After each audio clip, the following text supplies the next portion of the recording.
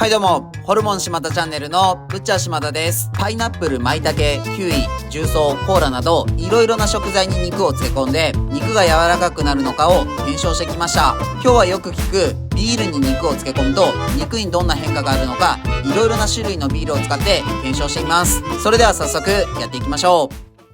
今日は赤身の少し歯ごたえのありそうなお肉を用意しました。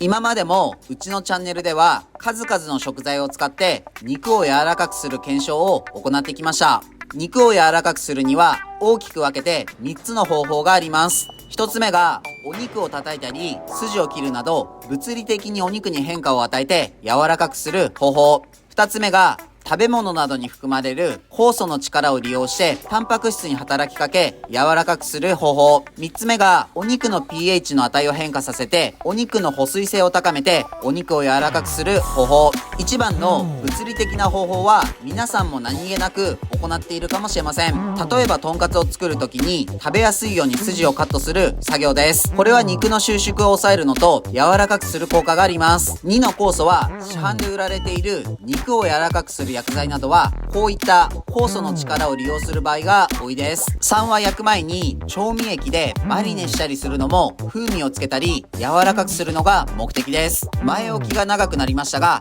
今日はビールにお肉をつけて柔らかくなるのか検証します。おそらく肉の pH を酸性に傾けることでお肉は柔らかくなるはずです。なので今回はどのビールが一番お肉を柔らかくできて使い勝手がいいのかも検証してみます。ビールには数多くの種類がありますが、スーパーで売っているよく見かけるビールのスタイルを4つ用意してきました。他にも細かく分けると100種類以上のスタイルがあると言われています。左からバイゼン、IPA、スタウト、ピルスナーです。ビールには3種類の発酵があって上面発酵、下面発酵、自然発酵があります。左3種類が上面発酵のエールで、それをさらに細かく分類したのがスタイルです。ピルスナーは下面発酵でラガーと言われるものです。自然発酵のビール作りは現在は少ないです。バイゼンは小麦麦芽を 50% 以上使用したドイツの伝統的なビールです。小麦由来の甘さがあり、バナナのようなフルーティーさがあるのが特徴の白ビールです。苦味は少なく、苦いビールが苦手な人も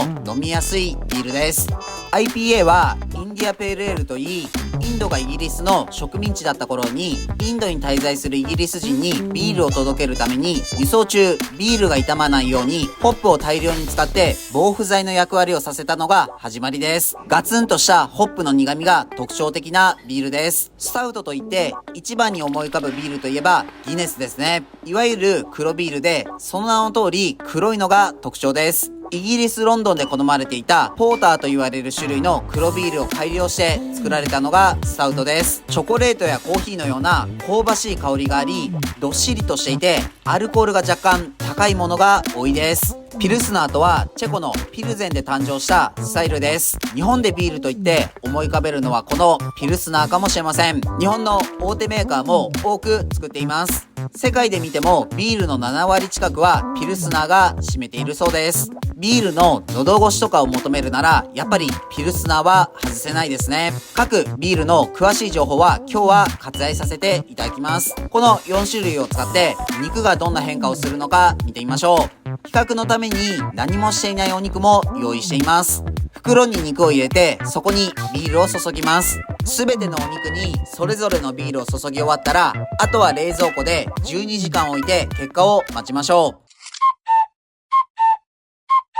ということで12時間経ちました。左から何もしていないお肉、バイゼン、IPA、スタウト、ピルスナーです。色が抜けて薄い色になっていますね。触った感じ、ピルスナーが一番柔らかそうな感じがします。それでは袋から出して水で流していきましょう。まずはバイゼンです。肉の色が白っぽくなり、身がほぐれるような柔らかさをしています。次は IPA です。色は抜けていますが、さっきのバイゼンに比べるとなんだか身が締まっているような気もします。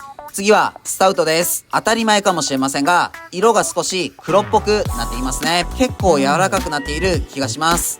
最後はピルスナーです。袋の上で触った感じは一番柔らかかった印象でしたが、バイツェンの方が柔らかいかもしれません。すべて袋から出すとこんな感じです。左から何もしていないお肉、バイツェン、IPA、スタウト、ピルスナーです。見た目からしてもそれぞれ変化がありそうですね。それではこのお肉をフライパンで焼いて食べてみましょう。何もしていないお肉、バイツェン、IPA、スタウト、ピルスナーです。すべてしっかりと水気は拭き取っていましたが、それぞれ焼け具合に違いがありますね。それでは焼き上がったので早速食べてみましょう。いただきます。まずは何もしていないお肉です。なるほど。まずはそれぞれ一旦食べてみましょう。バイツェンはなんだか火を入れたことで豆腐みたいな香りがしますね。次は IPA です。香りがフルーティーでフルーツのソースがかかっているようないい香りです。次はスタウトです。香ばしい香りがしますね。最後はピルスナーです。あまりビールの香りは強くないですね。すべて食べてみましたが、柔らかさで言うとバイツェンかピルスナーが柔らかくなっています。味的にはピルスナーが比較的食べやすいですね。もっとビールの香りがすると思いましたが、こうやって比べてみると一番ビールっぽさが少ないです。 IPA とスタウトは食べた時の味が結構邪魔しますね。シンプルにステーキにするのであればビール漬け込みは難しそうです。ビール煮込みとかの料理もあるので、そういった場合はバイツェンとかピルスナーは使いやすそうです。スタウトはフィッシュ&チップスとかの衣を作ったりする時に使うことあるので、料理には使い方次第ですね。今日も美味しかったです。ごちそうさまでした。はい、本日の動画は以上です。最後までご視聴ありがとうございます。ビール漬け込み肉いかがでしたか？また他のビールや飲み物だとどんな違いがあるのか気になりますね。自分たちは群馬県前橋市と高崎市でホルモン島田というホルモン屋をやっています。群馬には美味しいお肉を食べられるお店がたくさんあるので、もし群馬に来た際はいろいろ探してみてください。この動画がいいなと思いましたらチャンネル登録、高評価よろしくお願いします。